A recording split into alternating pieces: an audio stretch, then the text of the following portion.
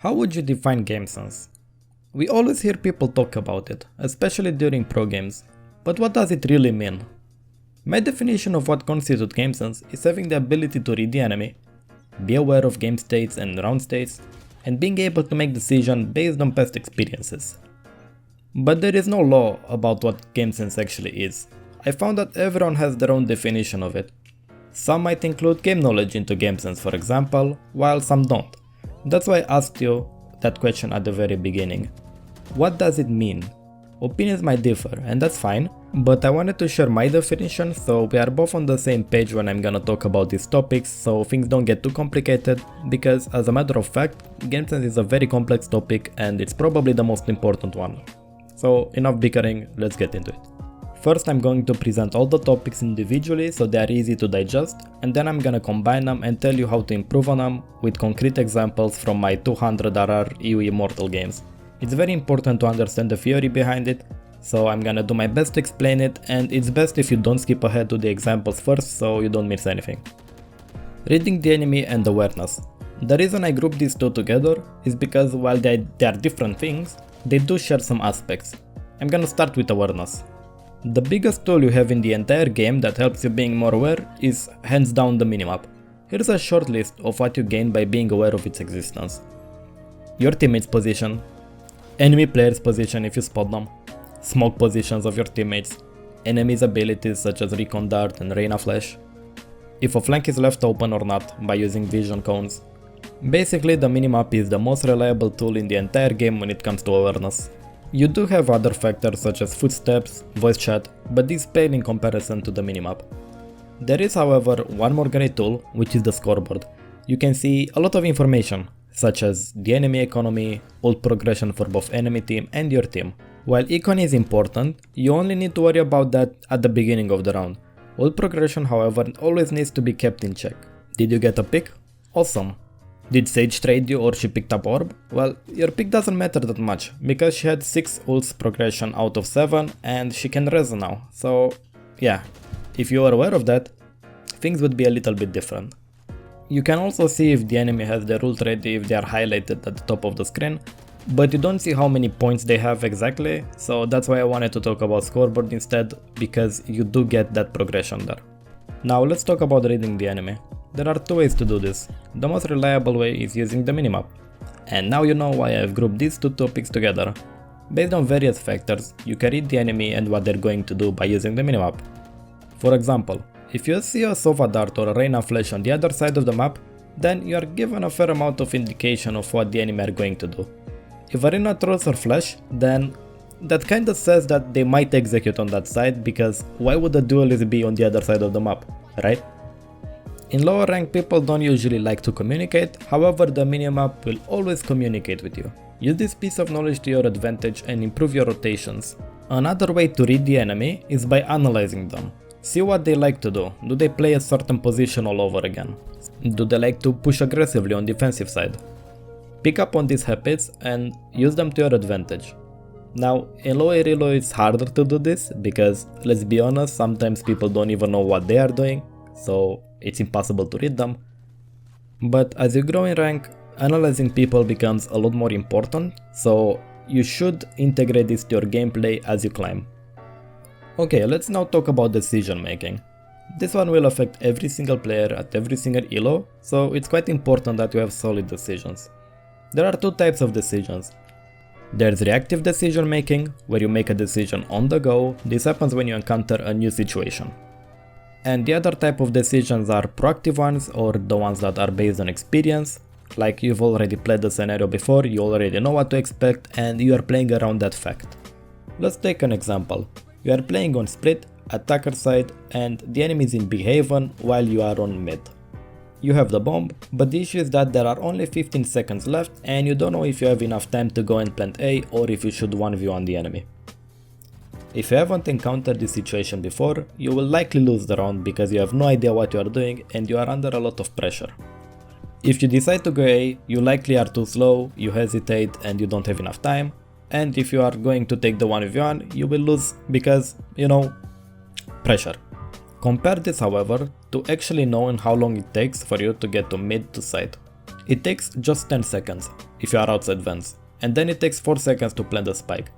So that means that in 15 seconds you actually have 1 second to spare. It doesn't matter how you got this information, maybe you checked it in a custom game, maybe it already happened to you before, or maybe you didn't know this fact until I gave you the information, but that doesn't matter. What matters is that when the situation will arise now, you will know that you have enough time to go A, plant, and now you are in a much better situation than you were before. Okay, so this is the theory behind decision making and awareness, which again in my opinion constitutes Gamesense, and I'm gonna show you some examples, talk you through them, and I hope you didn't skip to this part, because if you did, things might get a little bit complicated. Okay, if you are ready, let's get into it. For these examples I'm gonna be playing Viper on Icebox, starting with defending side. I see that the enemy is executing on A side, so I decide to help out my teammates as fast as possible. If you are looking at the minimap right now, you'll notice that most of my teammates are already holding left flank, so I decide to hold right flank instead.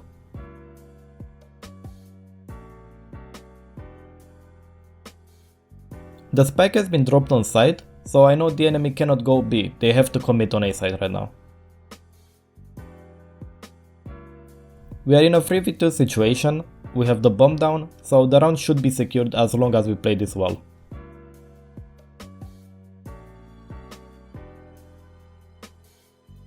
As you can notice, I've literally been only playing on the right side the entire round, except for this instance where I actually don't know exactly where the bomb is, so I wanted to see that first. I noticed this Omen smoke and I'm aware that he can push through it, so I decide to camp in it.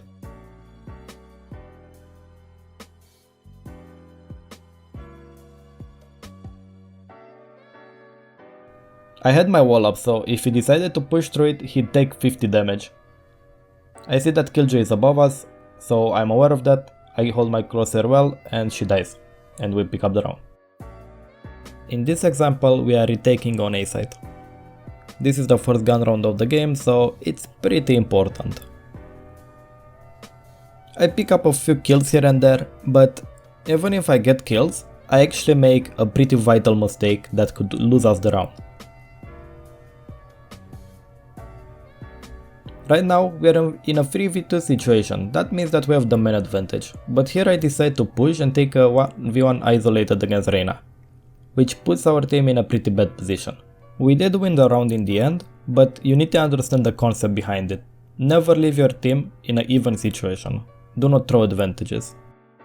In this example I want you to pay attention to their ultimates. Killjoy just picked up her ultimate, that means that she's on the orb. I have no idea why she still lives, considering Sage was watching that angle, but that doesn't matter. Killjoy puts down her ultimate, so I decide to take a quick peek to see if I can catch someone off guard. I didn't, but I noticed that Omen still has his ultimate up, so they can do only two things. Either they push A, which is unlikely, or Omen uses his ult to go to B side and plant.